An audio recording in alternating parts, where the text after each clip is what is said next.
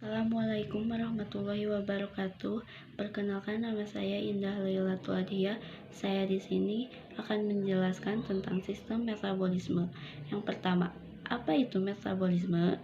Metabolisme berasal dari bahasa Yunani metabolismos atau perubahan. Metabolisme yaitu reaksi kimia yang terjadi di dalam makhluk hidup, baik itu bersel satu maupun bersel kompleks. Mulai dari bakteri, protozoa, jamur, tumbuhan, hewan, sampai manusia, semua melakukan proses metabolisme. Ada tujuan dari metabolisme. Yang pertama, konservasi makanan menjadi energi untuk melakukan proses seluler. Yang kedua, konservasi makanan atau bahan bakar menjadi bahan penyusun seperti protein, lipid, asam nukleat, dan beberapa karbohidrat. Yang ketiga, pembuangan limbah nitrogen. Reaksi yang dikatalis oleh enzim ini memungkinkan organisme dapat tumbuh dan berkembang biak, mempertahankan strukturnya dan merespons lingkungannya. Kemudian ada fungsi dari metabolisme. Yang pertama, mengganti sel atau jaringan yang rusak. Yang kedua, respirasi jaringan pada tubuh. Yang ketiga, pertumbuhan jaringan tubuh. Yang keempat, penyusun unit pembangunan sel. Yang kelima, menghasilkan energi dari perubahan zat-zat makanan yang ada pada tubuh. Metabolisme terbagi menjadi dua tahap, yaitu katabolisme dan anabolisme. Kalau katabolisme itu pemecahan, nantinya bakalan terbentuk respirasi aerob dan respirasi anaerob. Kalau anabolisme yaitu pembentukan, nantinya bakalan ada proses fotosintesis dan kemosintesis. Bagian pertama dari metabolisme yaitu anabolisme. Anabolisme yaitu pembentukan atau sintesis zat-zat sederhana menjadi zat kompleks. Contohnya seperti tadi, fotosintesis dan kemosintesis. Kemudian bersifat endergonik dan endoterm, juga membutuhkan energi. Pertama, fotosintesis terjadi pada sel-sel tumbuhan yang memiliki kloroplas, membutuhkan sinar matahari dan karbohidrat, serta menghasilkan oksigen dan glukosa. Kemudian ada kemosintesis, pembentukan bahan-bahan organik kompleks dari bahan-bahan anorganik sederhana menggunakan sumber energi dari bahan kimia, contohnya proses nitrifikasi. Bisa dilihat ya dari gambar. Bagian kedua dari metabolisme yaitu katabolisme. Proses penguraian yaitu reaksi pemecahan zat kompleks menjadi zat-zat sederhana. Contohnya respirasi aerob dan respirasi anaerob, bersifat eksoterm dan endergonik, kemudian menghasilkan energi. Tahap kedua merupakan tahap pemecahan senyawa sederhana menjadi asetil-CoA yang berkaitan erat dengan pembentukan ATP dan NADH dalam jumlah terbatas. Tahap ini antara lain terjadi selama proses glikolisis yaitu proses pengubahan glukosa menjadi asam piruvat yang berlangsung di dalam sitoplasma sel. Glikolisis, tiap molekul glukosa hanya menghasilkan 2 ATP. Tahap ketiga merupakan tahap oksidasi asetil-CoA secara sempurna menjadi H2O dan CO2. Proses ini melibatkan proses pembentukan NADH yang selanjutnya akan menghasilkan ATP dalam jumlah lebih banyak melalui sistem transport elektron. Tahap ini berlangsung dalam kondisi aerob sehingga ketersediaan oksigen mutlak diperlukan. Kekurangan oksigen dapat mengganggu proses pembentukan ATP. Ada beberapa perbedaan antara respirasi aerob dan respirasi anaerob. Respirasi aerob membutuhkan oksigen dari udara bebas untuk oksidasi makanan, kemudian menghasilkan 38 ATP, membebaskan karbon dioksida dan H2O secara sempurna. Kemudian hidrogen yang dibebaskan akan bergabung dengan oksigen membentuk H2O.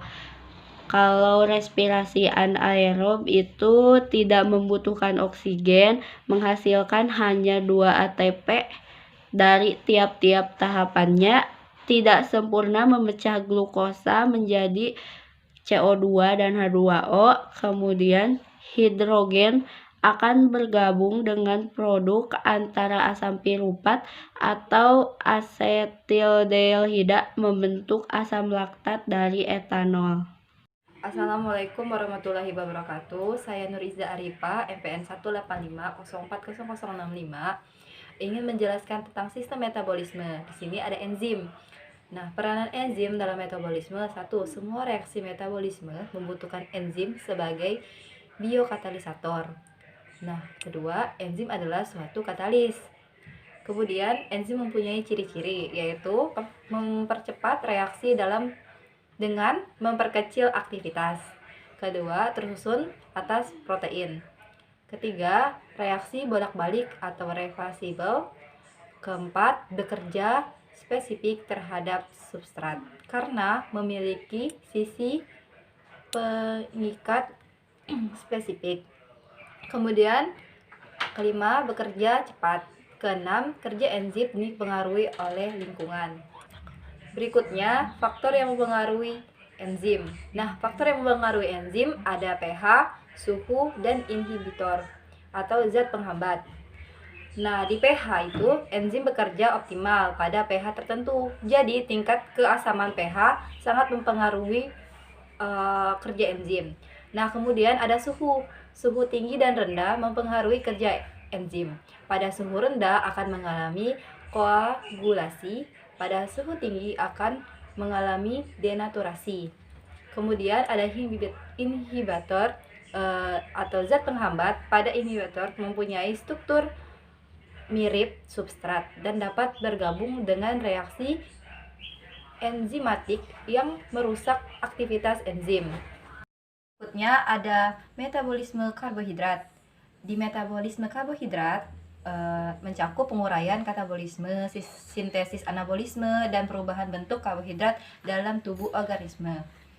Kemudian bentuk karbohidrat yaitu glukosa yang merubah gula sederhana menjadi monosakarida. Saat makanan dicerna oleh tubuh, karbohidrat melalui proses hidrolisis, yaitu proses penguraian menggunakan bantuan air.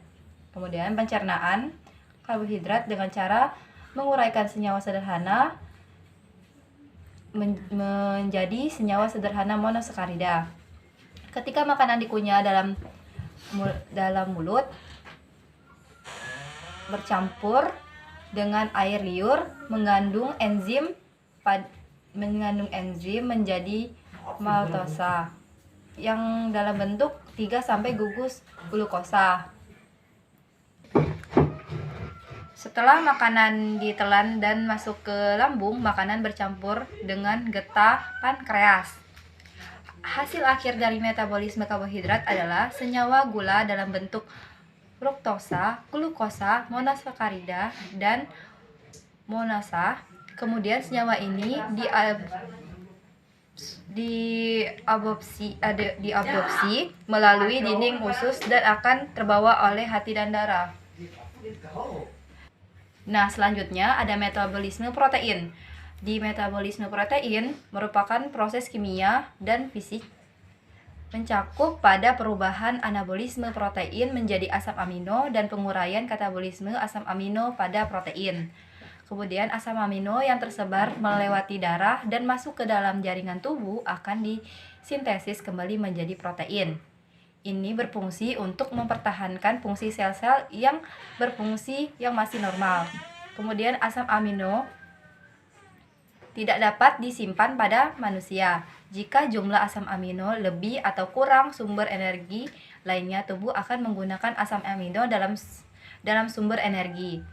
Tidak seperti lemak dan karbohidrat, asam amino membutuhkan pelepasan gugus asam amino yang bertempat.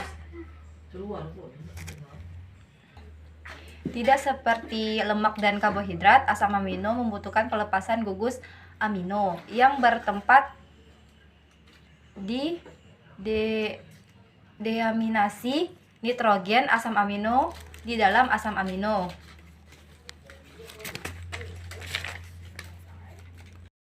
Ini protein adalah produk yang dihasilkan oleh ekspresi informasi genetik, merupakan polimer asam amino yang terkait pada suatu sama lain dalam ikatan sel hidup. Assalamualaikum warahmatullahi wabarakatuh. Perkenalkan, nama saya Melianti Delvia, NPM 1850487. Di sini saya akan menjelaskan tentang metabolisme lemak, metabolisme pada hewan, yaitu metabolisme pada Pisces, dan metabolisme lemak pada unggas. Metabolisme lemak adalah proses di mana asam lemak dicerna, kemudian dipecah menjadi energi atau disimpan di dalam tubuh sebagai cadangan energi. Proses ini terjadi di dalam usus dan dibantu oleh enzim lipase. Pada saat makanan masuk ke dalam usus akan mengalami kontraksi dan merangsang hormon cholecystokinin. Hormon tersebut merangsang kantong empedu dan menghasilkan cairan empedu. Cairan empedu mengandung garam yang berfungsi mengemulsi lemak menjadi butiran-butiran lemak berukuran kecil. Ukuran butiran-butiran lemak yang kecil mempermudah hidrolisasi lemak oleh lipase pada pankreas. Sebagian besar proses metabolisme lemak terjadi pada usus, namun dapat terjadi juga di dalam hati, sel-sel otot, dan sel-sel lemak. Metabolisme pada Pisces. Metabolisme pada Pisces diawali dengan makanan yang dikonsumsi oleh ikan akan mengalami proses pencernaan, pengangkutan, penyerapan, dan metabolisme. Sehubungan dengan kekomplekan zat makanan dan ketidakkemampuan mencerna atau menyerap zat makanan pada tubuh ikan, sebagian zat makanan yang tidak diserap atau dicerna oleh tubuh ikan akan dikeluarkan sebagai feses. Dan zat makanan yang dapat dicerna setelah diangkut menuju organ target selanjutnya akan mengalami proses metabolisme yang terdiri dari katabolisme dan anabolisme. Pada proses metabolisme, katabolisme dan anabolisme menghasilkan energi yaitu berupa panas. Selanjutnya, pada proses katabolisme, pada zat makanan yaitu protein menghasilkan bahan sisa yang harus dieskresikan karena bahan sisa ini masih mengandung energi, yaitu urin energi dan bersel energi.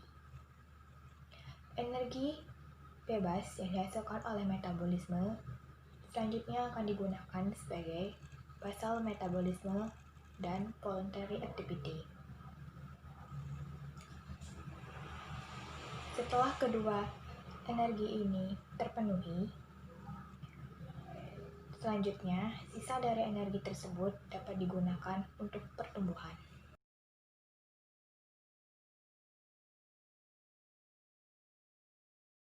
Metabolisme lemak pada unggas.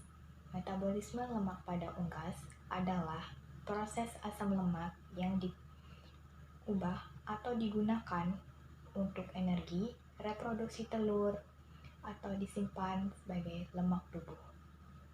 Metabolisme pada unggas terbagi menjadi dua jalur, yaitu jalur eksogen dan jalur endogen.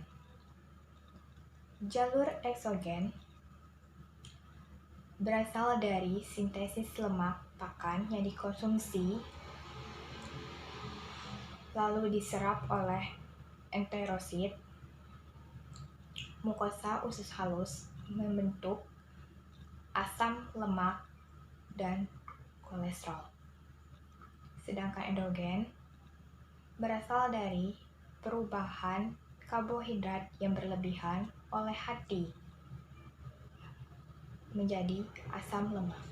Kemudian ada metabolisme karbohidrat pada APS, yaitu pada unggas contohnya. Pertama, sebagian glukosa masuk ke peredaran digunakan untuk menghasilkan energi. Selama proses berlangsung, timbul keadaan panas. Prosedur tersebut relatif cepat. Ada hubungan erat antara konsumsi ransum dengan energi yang dihasilkan. Glukosa mula-mula diubah menjadi glikogen hati. Glikogen mempunyai nama umum, pati hewan. Dalam bentuk glikogen inilah kelebihan gula sederhana disimpan dalam hati dan kadangkala disimpan pada bagian tubuh lainnya, contohnya seperti otot. Tetapi kapasitas penyimpanan seperti itu jumlahnya terbatas. Apabila terdapat permintaan penambahan glukosa, glikogen yang disimpan diubah menjadi glukosa dalam bentuk gula, kemudian dilepas ke dalam aliran darah. Unggas mempunyai mekanisme pengontrolan untuk menjaga tingkatan glukosa dalam aliran darah. Apabila kapasitas penyimpanan unggas untuk glikogen penuh atau mencapai maksimum, tambahan glukosa dalam aliran darah secara cepat diubah menjadi lemak untuk menjaga tingkat toleransinya. Kemudian, si lemak tersebut disimpan di dalam sel-sel di berbagai lokasi pada tubuh unggas. Metabolisme pada APS, contohnya pada unggas, diawali pada saat asam amino masuk ke dalam darah, kemudian disalurkan ke berbagai jaringan tubuh untuk digunakan sebagai perbaikan struktur jaringan, produksi telur, dan juga untuk membangun kembali sel protein yang kompleks. Tetapi tidak semua asam amino dibentuk sekaligus menjadi protein. Ada fase dan tahap tertentu bagi unggas.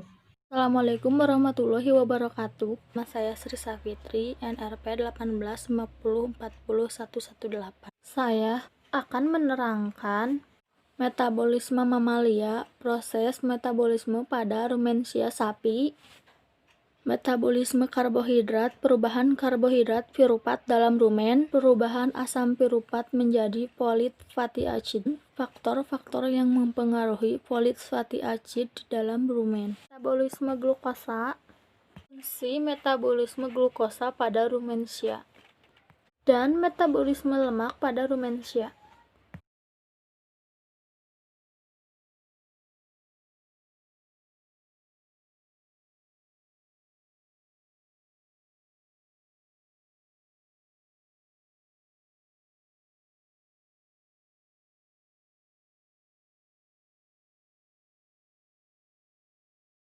Proses metabolisme pada rumensia sapi.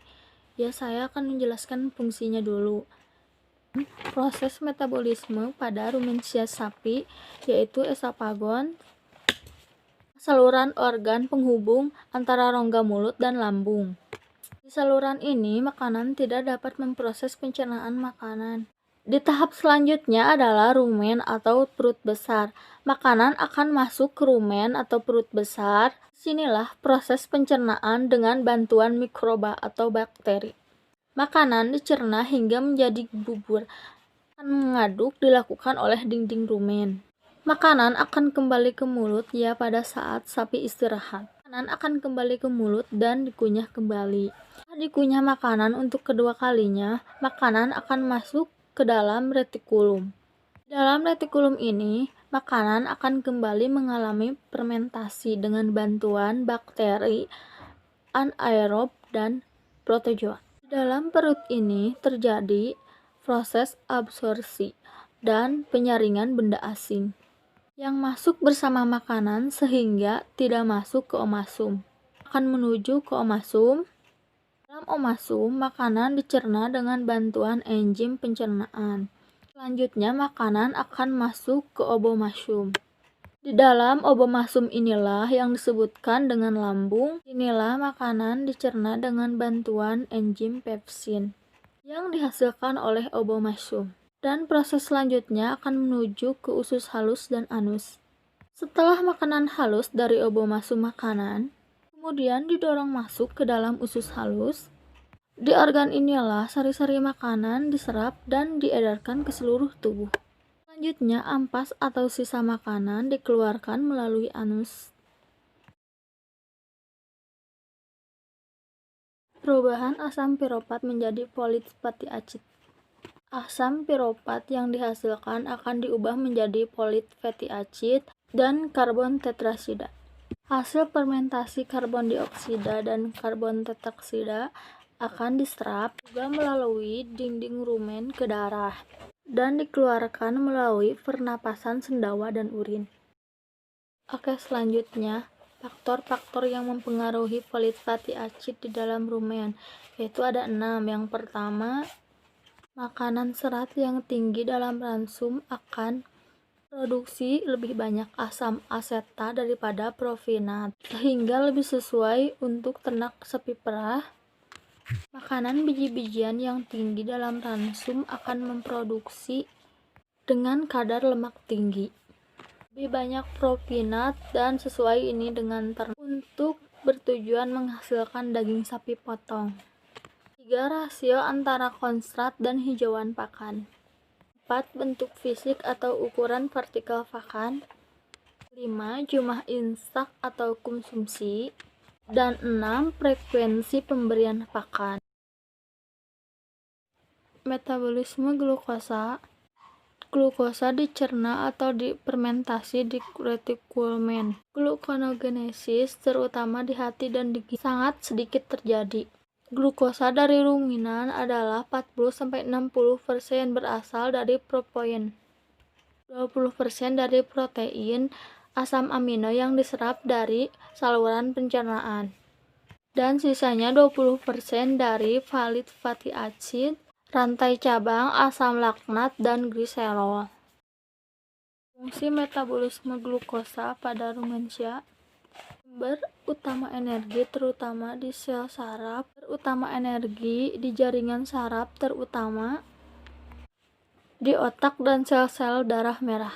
Yang kedua, untuk metabolisme otot, produksi glikogen atau persediaan energi di otot dan di hati. Ketiga, pada ternak laktasi, glukosa digunakan untuk prekursor utama dari pembentukan laktosa dan gliserol dan suplai nutrisi pada janin. Dan yang terakhir untuk pembentukan koenzim NADPH.